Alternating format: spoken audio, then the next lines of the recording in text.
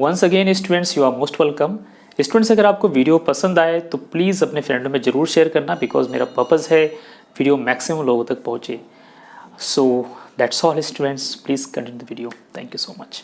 Hello students, so once again you all are most welcome. So students, मनोविज्ञान की इस class में आप सभी का स्वागत है। आप सभी का तनिष्क क्रैश कोर्स में स्वागत है। स्टूडेंट्स, मनोविज्ञान की यह सीरीज चैप्टर नंबर 6 की है, जो कि अभिवृत्ति एवं सामाजिक संज्ञान है, एक बहुत ही इंपॉर्टेंट चैप्टर। और अभी तक हमने इसके अंदर टोटल 11 पार्ट्स आप सबको प्रोवाइड कर दिया है। लिस्ट से आप सभी वीडियो को देख लेंगे। अगर आपने नहीं देखा, देखने का पर्पस यही है स्टूडेंट्स कि अगर आप देखे रहेंगे पहले की वीडियो को तो आप उससे लिंक कर पाएंगे, जोड़ पाएंगे और आपकी कंसेप्ट अच्छे से क्लियर हो पाएगा। सो यह वीडियो पार्ट नंबर 12 है स्टूडेंट्स। आज की जो क्लास हम करेंगे इसके अंदर हम सबसे पहला जो पॉइंट देखेंगे, वीडियो एजेंडा में आप देख रहे हैं, सबसे पहला हम समझेंगे छवि निर्माण। अब छवि निर्माण का मतलब क्या होता है स्टूडेंट्स? इसे अगर मैं इंग्लिश में कहूँ तो इंप्रेशन फॉर्मेशन होता है, राइट। इसे हम सभी कभी न कभी किसी न किसी के सामने इंप्रेशन तो दिखाते हैं, इंप्रेशन तो सभी लोग दिखाते हैं, राइट। तो कभी हम किसी के इंप्रेशंस को या किसी से मिलते हैं तो वो हमारे ऊपर क्या इंप्रेशन डालता है, हम उसको भी स्टडी करते हैं, उस पर भी हम लोग ऑब्जर्वेशन अपनी करते हैं, उस पर भी एक तरह से हम जांच करते हैं। और साथ ही साथ हम सामने वाले के ऊपर कितना इंप्रेशन जमा पा रहे हैं, इस पर भी हम ध्यान रखते हैं। तो हम उसी को, उसके मनोवैज्ञानिक पक्ष को यहाँ पर समझेंगे स्टूडेंट्स। तो पहला है छवि निर्माण, दूसरा है स्टूडेंट्स ये होना चाहिए कारणों। सो कारणों का गुणारोपण।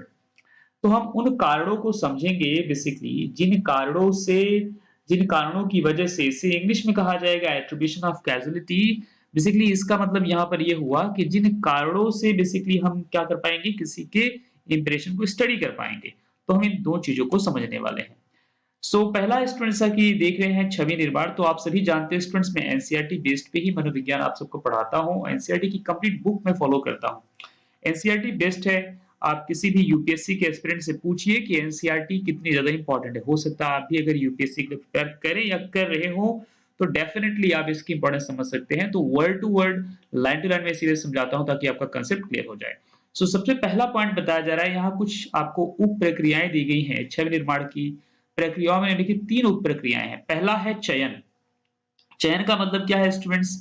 एक सिलेक्शन जिसे कहते हैं इंग्लिश में हम लोग कह रहे हैं। हम लक्ष्य व्यक्ति के बारे में सूचनाओं की कुछ इकाइयों का ध्यान में रखते हैं। जब आप किसी व्यक्ति से पहली बार मिलते हैं तो उसका जो एक स्टडी होता है, उस पर जो आप ध्यान दे रहे होते हैं, तो सभी चीजों पे नहीं ध्यान दे पाते। उसकी कुछ विशेष बातों पे, कुछ विशेष पॉइंट्स पे आप, या उसके बॉडी लैंग्वेज पे आप विशेष आपका ध्यान होगा। सो ये चीज आप भी करते होंगे। तो वही यहाँ बताया जा रहा है, सिलेक्शन, हम कुछ चीजों पे ध्यान विशेष हमारा होता है। हो सकता है आप किसी भी व्यक्ति से विशेष से पहली बार जब मिले तो आप इसी तरह से करते होंगे। दूसरा होता है संगठन। संगठन को इंग्लिश में हम कहेंगे ऑर्गेनाइजेशन। अब यहाँ पर कहने का मतलब क्या है, यहाँ पर चयनित सूचनाएं एक क्रमबद्ध या व्यवस्थित तरीके से जोड़ी जाती हैं। फिर जो व्यक्ति से आप सूचनाएं लेते हो उसको बहुत ही क्रमबद्ध तरीके से जोड़ते हो। जैसे किसी व्यक्ति से अगर आप मिलते हो पहली बार, तो उससे जो सूचनाएं आपको मिली उससे आप जोड़ते हो, उसको ऑर्गेनाइज करते हो, संगठित करते हो, और उसके बेसिस पे आप कुछ निष्कर्ष निकालते हो कि यह व्यक्ति इस प्रकार का है, इसका व्यक्तित्व तो ऐसा है, राइट। नेक्स्ट आपका होता है अनुमान। सो अनुमान में यह बताया जा रहा है, जिसे इंग्लिश में कहेंगे हम इन्फेरेंस। सो यह बता रहे हैं कि हम इस बारे में निष्कर्ष निकालते हैं कि लक्ष्य किस प्रकार का व्यक्ति है। तो ये 3 स्टेप में आप किसी व्यक्ति को बेसिकली उसके छवि निर्माण को स्टडी कर पाते हैं, जैसा कि यहाँ बताया गया है, चयन, संगठन, अनुमान। तो अगर आपके मनोविज्ञान क्लास 12th में अगर लेट से अगर आपका कुछ इस तरह से आता है क्वेश्चन, तो आप इन 3 पॉइंट्स को ऐड करके हल्का-हल्का डिस्क्रिप्शन देंगे, आपके मार्क्स डेफिनिटली बन जाएंगे, राइट। तो आपको समझना है ताकि एमसीक्यूज क्वेश्चन जो बने मनोविज्ञान के ऊपर, या कोई भी आपका आज के टाइम में इस पर जो क्वेश्चन आते हैं वो डायरेक्ट क्वेश्चन नहीं आते, क्वेश्चन घुमा फिरा के एग्जामिनर पूछता है, पूछना भी चाहिए। इसलिए डेप्थ में ही स्टडी करना ज्यादा जरूरी है, ठीक है। भाग भाग के पढ़ाई नहीं होती स्टूडेंट्स। नेक्स्ट कह रहे हैं छवि निर्माण को कुछ विशिष्ट गुण या शील गुणों की अपेक्षा अधिक प्रभावित करते हैं। अब देखो इस पॉइंट को समझिए, कह रहे हैं छवि निर्माण को कुछ विशिष्ट गुण। जब किसी व्यक्ति का इंप्रेशन आपके ऊपर कितना पड़ता है, उसको स्टडी कर रहे होते हैं, तो व्यक्ति के सभी गुणों पे आप ध्यान नहीं दे पाते। कुछ विशेष गुण आपके लिए ज्यादा फोकस होते हैं, आपका आपका फोकस उन विशेष गुणों पे ज्यादा होता है। सभी गुणों पे इतना ध्यान आप नहीं दे पाएंगे, ये बात डेफिनिट है। तो वही यहाँ बताया जा रहा है। अननेसेसरी गुणों मतलब जो दूसरे एट्रीब्यूट्स होते हैं, दूसरे जो गुण होते हैं, उस पर इतना ध्यान आपका नहीं है। एट्रीब्यूट्स का मतलब होता है गुण। ठीक है स्टूडेंट्स, जो इसका इंग्लिश वर्ड है। कह रहा है जिस क्रम या अनुक्रम में सूचनाएं प्रस्तुत की जाती है वह छवि निर्माण को प्रभावित करता है। ठीक है, सूचनाएं जिस क्रम में या अनुक्रम में बेसिकली प्रस्तुत की जाती है वह निश्चित रूप से छवि निर्माण को प्रभावित करता है। तो जो भी व्यक्ति से आप मिलेंगे उसकी सूचनाएं जिस क्रम में आपके सामने आती हैं वही छवि निर्माण बनाती है। या आप किसी के सामने अगर अपना इंप्रेशन बनाना चाहते हैं तो इस बात का विशेष ध्यान रखें। बहुधा पहले प्रस्तुत की जाने वाली सूचनाओं का प्रभाव अंत में प्रस्तुत की जाने वाली सूचना से अधिक प्रबल होता है। अब यहाँ पर देखो एक बहुत ही इंपॉर्टेंट आपको पॉइंट मिलता है। कहा गया है, इंग्लिश में कहावत है, first impression is the last impression. आप सभी सुने भी होंगे, जानते भी होंगे, नहीं जानते तो सुन लीजिए।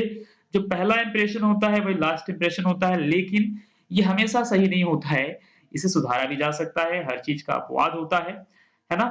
तो इस चीज का भी आप विशेष ध्यान रखना कि मान लेते हैं हो सकता है किसी के सामने आप पहली बार इंप्रेशन आपका बिगड़ गया हो, तो आप मन में गिल्टी फील करें, यार अब तो मेरी मनोविज्ञान काम नहीं करेगा और अब मैं सेकंड इंप्रेशन मेरा अच्छा नहीं जाएगा, ऐसा नहीं है। ठीक है, उसे आप सुधार सकते हो, लेकिन मोस्टली ऐसा ही होता है, जनरल केस में ऐसा ही होता है। पहला इंप्रेशन आखिरी इंप्रेशन होता है, आपका आइडिया लग जाता है उस व्यक्ति के बारे में। ठीक है, इसे हम इंग्लिश में कहेंगे, हिंदी में कहेंगे। इंग्लिश में हम फार्मेसी इफेक्ट कहते हैं, सॉरी प्राइमेसी इफेक्ट कहेंगे, मैं फार्मेसी कह रहा हूं। और नेक्स्ट आपका आप यहाँ पर हिंदी में आता है प्रथम प्रभाव। तो प्रथम प्रभाव वही हो गया, first impression is last impression. ठीक है, तो इसीलिए पहला इंप्रेशन जब किसी के सामने बनाना हो, मेरा ये मानना है पहले इंप्रेशन अच्छा मत बनाओ। अपने अंदर एक आपका अपना व्यक्तित्व इतना निखारो कि आपका हर इंप्रेशन अच्छा हो, चाहे पहली बार मिले, दूसरी बार मिले, अच्छा ही होना चाहिए। अच्छे रहोगे तो अच्छा ही होगा। ठीक है, प्रथम छवि टिकाऊ छवि होती है। दोस्तों ध्यान रखना, यदि प्रत्यक्षणकर्ता को केवल प्रथम सूचना पर नहीं बल्कि सभी सूचनाओं पर ध्यान देने के लिए कहा जाए, तब जो भी सूचनाएं अंत में जाती है उनका अधिक प्रबल प्रभाव होता है। राइट, तो यहाँ पर देखो ये मनोवैज्ञानिक पक्ष रखा गया है इंप्रेशन को लेकर के। अगर प्रत्यक्षणकर्ता जो है, जो आपकी स्टडी कर रहा है, आपके इंप्रेशन की बेसिकली ऑब्जर्वेशन जो कर रहा है, अगर उसको बोला जाए कि नहीं आप मतलब बिगिनिंग का ही नहीं ध्यान रखो, पूरा ओवरऑल बंदा कैसा है, ओवरऑल इस बंदे पे स्टडी करो, बताओ कैसा है, तो लास्ट का जो आपका इंप्रेशन होगा वो मतलब ध्यान में ज्यादा रखा जाएगा, उस पर ज्यादा फोकस रहेगा। तो आखिरी दम तक आपको इंप्रेशन बना के रखना है। ये इसका बेनिफिट आप किसी भी इंटरव्यू वगैरह में जाएंगे या किसी से पहली बार मुलाकात करते हैं तो स्टूडेंट्स हम लोग जो कॉन्वर्सेशन हमारे डेली लाइफ की होती है उसके अंदर हम लोग को अपना इंप्रेशन बना के मेंटेन करके रखना ही चाहिए। बहुत इंपॉर्टेंट बातें होती है, सबको हमें इन सब चीजों का हमें ध्यान रखना चाहिए। तो उसी के मनोवैज्ञानिक पक्ष में देखने को मिल रहा है, कितनी अच्छी बात है जो आप सीख रहे हैं, बताइए, है ना। ये आपके एग्जाम के लिए भी इंपॉर्टेंट है, आपके अंदर आपके व्यक्तित्व के अंदर सुधार कर रहा है। कह रहे हैं कि इसे हम क्या कहेंगे, इसे आसन्नता प्रभाव रिसेंसी इफेक्ट कहते हैं। अब देखो यहाँ से आपका एमसीक्यू क्वेश्चन बन जाएगा। ठीक है, एमसीक्यू क्वेश्चन है, मैं ही चाहूँ तो बना के एमसीक्यू क्वेश्चन डाल दूं। तो आसन्नता प्रभाव आपको ध्यान होना चाहिए, वह कौन सा प्रभाव होगा जो आखिरी दम पे बेसिकली जो लास्ट में कैलकुलेट किया जाए, इसका लास्ट में ध्यान रखा जाए। ठीक है स्टूडेंट्स, समझ गए। तो इस तरह से कोई क्वेश्चन भी आपके बनते रहेंगे। नेक्स्ट आपको पॉइंट दे रहे हैं, कह रहे हैं कि हम लोगों में यह सोचने की एक प्रवृत्ति होती है कि लक्ष्य व्यक्ति जिसमें सकारात्मक गुणों का एक समुच्चय है उसमें इस प्रथम समुच्चय से जुड़े दूसरे विशिष्ट सकारात्मक गुण भी होने चाहिए। ठीक है, तो ये बात बड़ी मजेदार है स्टूडेंट्स। अगर मान लेते हैं कोई फ्रेंड्स आपका है, कोई ऐसा दोस्त आपका है जिससे आप पहली बार मिलते हो, उसके कुछ गुण आपको बहुत अच्छे लग जाते हैं, है ना। तो आपको लगता है आप बहुत सारे उसके गुणों को न जानते हुए भी आप तब भी अनुमान लगा लेते हो कि नहीं इसके अंदर ये सारी चीजें भी होनी चाहिए। इसे इंग्लिश में कहा जाता है हेलो इफेक्ट, इंग्लिश हिंदी में कहा जाता है परिवेश प्रभाव। तो ये भी एक इंपॉर्टेंट क्वेश्चन बन जाता है आपके एग्जाम के लिए। तो क्लास 12 साइकोलॉजी में ऐसे क्वेश्चन आ सकते हैं, एमसीक्यूज में आ सकते हैं और आपके सब्जेक्टिव में आ जाते हैं, वन लाइनर जो आपके होते हैं उसके अंदर भी आ जा सकते हैं, कहीं भी आपके क्वेश्चन ऐड किए जा सकते हैं स्टूडेंट। तो आप इन सब चीजों का ध्यान रखना। कह रहा है, यहाँ बताया जा रहा है, उदाहरण के लिए अगर एग्जाम्पल एक दे रहे हैं, कह रहे यदि हमें यह बताया जाता है कि एक व्यक्ति सुव्यवस्थित या समयनिष्ठ है तो हम लोगों में यह सोचने की संभावना है कि उस व्यक्ति को परिश्रमी भी होना चाहिए। राइट, अगर एक व्यक्ति को बताया गया सुव्यवस्थित है, बहुत ही टाइमली है, मतलब बहुत ज्यादा चीजों को ऑर्गेनाइज तरीके से करता है, ऑर्गेनाइज मतलब सुव्यवस्थित तरीके से करता है, और समयनिष्ठ है मतलब टाइम का मैनेजमेंट अच्छा करता है, तो व्यक्ति निश्चित रूप से परिश्रमी होगा, ऐसा हम लोग मान लेते हैं। इससे क्या कहा जाता है, हेलो इफेक्ट कहा जाता है। ठीक है, ओके, आई होप आप समझ गए होंगे। नेक्स्ट आपका आता है स्टूडेंट्स कारणों का गुणारोपण।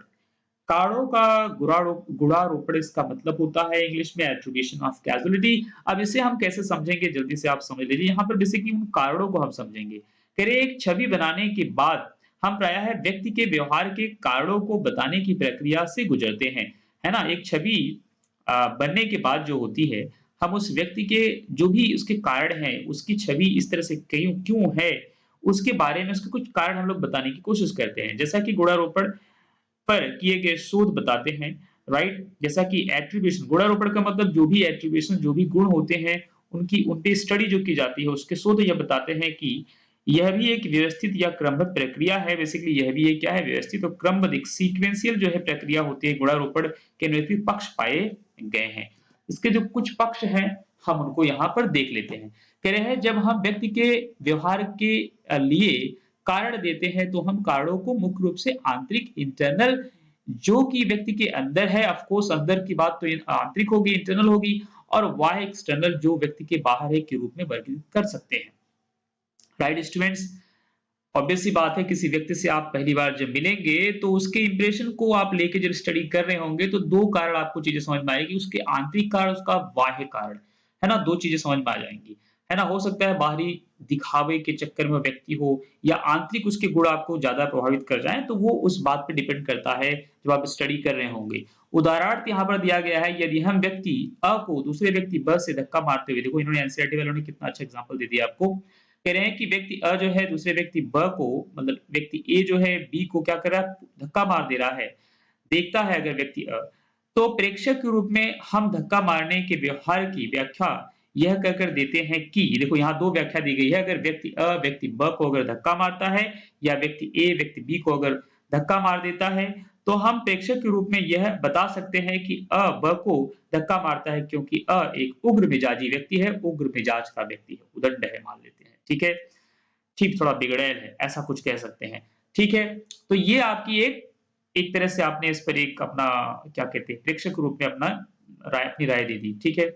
जो कि एक क्या है, एक आंतरिक व्यक्तिक संबंध के कारण है। अब ये क्या है? एक आंतरिक कारक है। आपको ऐसा लगा, आपको लगा कि नहीं, मतलब उसका जो आंतरिक कारक है, मतलब वो व्यक्ति उग्र है, व्यक्ति उग्र है, ठीक है? तभी तो ऐसा किया उसने। जबकि बाह्य कारक क्या हो सकता है? ब को धक्का मारता है क्योंकि ब ने गंदे या अप्रिय तरीके से व्यवहार किया, तो ये बाह्य कारक हो सकता है। तो आई होप आप समझ गए होंगे कि आंतरिक कारक और बाह्य कारक में क्या अंतर है। Right student? तो हम जब किसी व्यक्ति पर बेसिकली जब प्रेक्षक एज ए जो है प्रेक्षक जो उस पर स्टडी कर रहे होते हैं, तो हमें आंतरिक या बाह्य कारकों पर ध्यान देना चाहिए। वो उसके एट्रीब्यूट्स होते हैं, उसी के वो गुण होते हैं जिसको हमें समझने की यहाँ जरूरत है। कह रहा है जो बाह्य एक परिस्थिति जन्य के कारण है, मतलब कुछ सिचुएशन ऐसी हुई, कुछ सर्कमस्टांसेस ऐसे हुए जिसकी वजह से ऐसा हुआ, मतलब अ ने बी को धक्का मारा। फिर कह रहे हैं स्टूडेंट्स, जब व्यक्ति सफलता या सफलता के लिए गुणारोपण करते हैं तो उनके द्वारा दिए गए कारणों को आंतरिक या बाह्य कारकों में व्यक्त किया जा सकता है, राइट? जब व्यक्ति अपने बारे में बताता है कि वह सफल क्यों हुआ या विफल क्यों हुआ, तो उसके आंतरिक और बाह्य कारकों उसको उसकी बेसिकली सफलता और असफलता को हम आंतरिक और बाह्य कारकों में विभक्त कर सकते हैं। साथ ही साथ उसे हम और भी कैसे व्यक्त कर सकते हैं, बताया गया अस्थायी या अस्थायी कारकों के रूप में भी हम बता सकते हैं। तो यहाँ पर विनर्ड एक मनोवैज्ञानिक है, विनर्ड वाइनर बेसिकली बर्नार्ड वाइनर, इन्होंने बताया एक वर्गीकरण का सुझाव दिया जिसे चित्र 6.4 में आप एनसीईआरटी बुक में देख लेंगे। स्थायी कारक के रूप में उन कारणों को अंकित करते हुए बताते हैं जो समय के साथ बदलते नहीं। कुछ अस्थायी कारक आपको मिलेंगे, कुछ अस्थायी कारक मिलेंगे, तो इसे आप देख लेंगे, ठीक है? हो सकता है नेक्स्ट क्लास में मैं आपको डिटेल में इसका डिस्क्रिप्शन भी दे दूं, बिकॉज़ अभी तो मैंने नहीं इसको सेट किया है, ठीक है? सो स्टूडेंट्स यहाँ पर आप इस चित्र को 6.4 में देख लेंगे अपनी एनसीईआरटी बुक से, ठीक? नेक्स्ट आपको पॉइंट मिलता है, गुणारोपण करने में लोगों में आंतरिक या प्रवृत्तिपरक कारकों को बाह्य या परिस्थितिजन्य कारकों की अपेक्षा अधिक महत्व देने की एक समग्र प्रवृत्ति पाई जाती है। यहाँ पर कहने का मतलब क्या है? कह रहा है जो गुणारोपण करने में लोगों की आंतरिक या इसे हम आंतरिक कहने का मतलब प्रवृत्ति परक, उसकी प्रवृत्ति है व्यक्ति की, वो आंतरिक कारक हुआ, या बाह्य या इसे हम पारिस्थितिक जन्य कह सकते हैं, कारकों की अपेक्षा अधिक महत्व देने की एक समग्र प्रवृत्ति पाई जाती है। मतलब जो आंतरिक कारक है, वो बाह्य कारक की तुलना में आंतरिक पे ज्यादा फोकस दिया जाता है नॉर्मली, ऐसा इन्होंने बताया। इसे मूल गुणा रोपण त्रुटि कहते हैं, फंडामेंटल एट्रीब्यूशन एरर कहते हैं स्टूडेंट। तो अगर आपसे एग्जाम पूछा जाए कि फंडामेंटल एट्रीब्यूशन एरर अर्थात मूल गुणारोपण त्रुटि किसे कहेंगे, या इसके बेस पे एमसीक्यू क्वेश्चन बन जाए, तो आप ये समझ जाना कि यहाँ पर जब व्यक्ति आंतरिक, जिसे हिंदी और हम अलग शब्द में कहें तो प्रवृत्ति परक जो कारक होते हैं, बाह्य कारक या परिस्थिति कारक की अपेक्षा अधिक महत्व हम समग्र रूप से देते हैं, जिसे हम मूल गुणारोपण त्रुटि के नाम से भी जानते हैं। और इसको मैं डिटेल में अभी नीचे एग्जाम्पलीफाई कर दूंगा, तो चीजें आपको और अच्छे से क्लियर हो जाएंगी। ठीक, आगे बता रहे हैं स्टूडेंट्स, यह प्रवृत्ति कुछ संस्कृतियों में अन्य की तुलना में अधिक प्रबल होती है। तो यह जो प्रवृत्ति होती है कुछ की तुलना में मतलब कुछ ऐसी संस्कृति है जहां पर ज्यादा पाई जाती हैं। तो उदाहरण के लिए इन्होंने हमारे इंडिया को ले लिया है। ठीक है, कह रहा उदाहरणार्थ यहाँ बताया गया है, शोध यह प्रदर्शित करते हैं भारतीय लोग अमेरिकी लोगों की तुलना में बाह्य पारिस्थितिक जन्य गुणारोपण करने की ओर अधिक प्रवृत्ति होते हैं। अब यहाँ कहने का मतलब, इसको थोड़ा मैं एग्जांपल दे देता हूँ जो उन्होंने समझाने की कोशिश की है। इनका कहने का मतलब ये है, जो भारतीय है, जो इंडियन लोग हैं बेसिकली, वो बाहर की जो चीजें होती हैं उसकी वजह से उसको कारण देते हैं, आंतरिक आंतरिक कारणों पे न ध्यान देकर के बाहर की जो चीजें हैं, जैसे मान लेते हैं कोई बच्चा अगर एग्जाम में फेल हो जाता है, जस्ट फॉर एग्जांपल है ये चीज, ये कोई भी एग्जांपल आपको बता दो स्टूडेंट्स 100% करेक्ट नहीं होता, और 100% एक एग्जांपल सभी पे सूट नहीं करता। ठीक है, अगर आपको एग्जांपल दे दे के ज्यादा कोई समझाए तो बोल देना भैया कि एक ही एग्जांपल सभी पे सूट नहीं करता, वो डिपेंड करता है पर्सन टू पर्सन। इन्होंने पूरा इंडिया को एक साथ में ले लिया है, फिलहाल तो ऐसा नहीं होना चाहिए। लेकिन अभी एक जनरलाइज केस में आपको समझा दूं कि कहने का मतलब क्या है। लेट्स से कि कोई बच्चा है, अपना इंडियन स्टूडेंट्स कोई है जो एग्जाम में फेल हो गया, उसके कम नंबर आए, तो उस बच्चे से पूछा जाए बेटा आपके कम नंबर क्यों आए, तो बच्चा कभी नहीं बताएगा सर जी मैंने पढ़ाई कम करी थी इसलिए मेरे नंबर कम आए, वैसा नहीं बताएगा। बोलेगा सर जी मैं बीमार हो गया था, मुझे खांसी आ गई थी सर, मुझे कोरोना का टेस्ट करवाने चला गया था, वैक्सीनेशन करवा लिया था मैंने, फीवर आ गया था सर जी, और तमाम बातें बता देगा। सर जी इस बार जो है ना मैंने पढ़ाई अच्छे से नहीं की, ट्यूशन स्कूल में सर नहीं पढ़ाया, क्लास पूरी नहीं हुई, मतलब बहुत सारी बातें बता देगा ये। तो ये क्या है, परिस्थिति जन्य है, बाहर की बाह्य कारक हो गए। ठीक है, आई होप आप समझ गए होंगे। इसको आगे और एग्जांपल में इसको भी इंक्लूड करेंगे। सफलता के लिए किए गए गुणारोपण एवं असफलता के लिए किए गए गुणारोपण में अंतर होता है। तो देखो ठीक उसी एग्जांपल पे आने वाले हैं। जब हम लोग सफलता प्राप्त करते हैं तो उसके लिए जो गुणारोपण हम देते हैं तो बताते हैं भैया हमने बड़ी मेहनत की। जैसे मान लेते हैं, मैं अपना एग्जांपल दे देता हूँ। अगर मैं मान लेता हूँ बहुत सफल हो गया, तो मैं कभी नहीं कहूंगा कि भाई मुझे बाहर से व्यवस्थाएं ऐसी मिली इसलिए मैं सफल हो गया। मैं बोलूंगा मैंने बड़ी मेहनत की, वाकई मेहनत कर ही रहा हूँ, मैं आप लोग के लिए देखो मेहनत कर रहा हूँ ना। आप लोग मेरी मेहनत समझते नहीं, स्टूडेंट्स कई बार है ना, आप लोग नहीं समझते। ठीक है, तो समझो ध्यान से, मैं आप लोग के लिए जेन्युइनली मेहनत कर रहा हूँ। ठीक है, सो अगर कोई व्यक्ति सफल अगर हो रहा है तो वो क्या बोलेगा कि मैं खुद अपने दम पे सफलता प्राप्त किया हूँ। अगर असफल हुआ तो बाहर के कारणों को कारण देगा। जैसे उनकी योग्यता या कठोर परिश्रम को तरफ वो लेके जाएंगे, वे असफलता का गुणारोपण बाह्य कारकों जैसे कि बुरे भाग्य, कार्य की कठिनता आदि पर बात करते हैं, बताते हैं। एक्चुअली स्टूडेंट्स भाग्य का होना तो सत्य है, लेकिन भाग्य भी कर्म से बनाया जाता है। बच्चों आपको बता दूं, ठीक है, अगर कोई बच्चा ए नाम का बच्चा बोले सर जी मेरा भाग्य अच्छा नहीं है, मैं भाग्य से बड़ा विवश हो गया हूँ सर, मैं जिस काम को करने चलता हूँ उस काम में कुछ अड़चन आ जाती है, करने चलता हूँ अच्छा होने लगता है बुरा। तो जबकि एक मेरा दूसरा साथी है ये थोड़ा सा भी अच्छा करता है, मतलब थोड़ा सा भी मतलब सही लाइन में चलता है, इसका बहुत ज्यादा अच्छा होने लगता है। तो ऐसा सर क्यों है सर, इसका भाग अच्छा है सर मेरा भाग खराब है। बिल्कुल सही, ऐसा भी हो सकता है, ये भी एक रीजन है। कई बार ऐसा आपने देखा होगा, कुछ लोग बड़ी कम मेहनत करते हैं, ज्यादा सफल हो जाते हैं, जबकि दूसरा बहुत ज्यादा मेहनत करता है, कम सफल होता है। तो भाग्य तो होता है स्टूडेंट्स, नो डाउट। मैं एक साइंस का विद्यार्थी रहा हूँ और साइंस का टीचर भी हूँ, तो भाग्य तो डेफिनेटली होता है, मैं उसको साइंटिफिकली बता दूंगा। लेकिन साइंस के साथ साथ मैं स्पिरिचुअलिटी में बिलीव करता हूं, तो भाग्य होता है। ठीक है, राइट। अगर कोई साइंस ज्यादा पढ़ने वाला बंदा बोले नहीं भाग्य नाम की कोई चीज नहीं, तो वो मूर्ख है, उसको उसने साइंस अच्छे से पढ़ी नहीं अभी। ठीक, भाग्य होता है, लेकिन आपको सही बताऊं भाग्य भी कर्मों से बनता है। मतलब जो आपका भाग्य बना हुआ है वो भी कभी न कभी किसी न किसी टाइम के कर्म की वजह से बना हुआ है। तो मतलब जो इस बंदे को मिल रहा है, जो इसको दिख रहा है फ्रंट में कि इसको मिल रहा है, इसने कभी काम किया होगा तो फटाफट इसको मिल रहा है, राइट?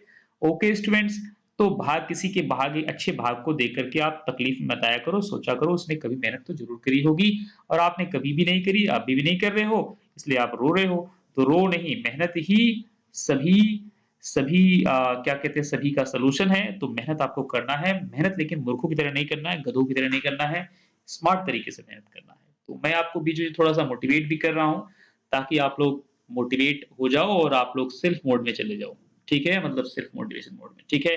सो स्टूडेंट्स यहाँ बता रहे हैं किसी व्यक्ति द्वारा स्वयं देखो वही सेम बातें बताएँगे मतलब स्वयं के सकारात्मक या नकारात्मक अनुभव के लिए किए जाने वाले गुणारोपण कर्ता भूमिका दूसरों के सकारात्मक एवं नकारात्मक अनुभवों के लिए किए जाने गुणारोपण प्रेक्षक भूमिका के मध्य में अंतर पाया जाता है।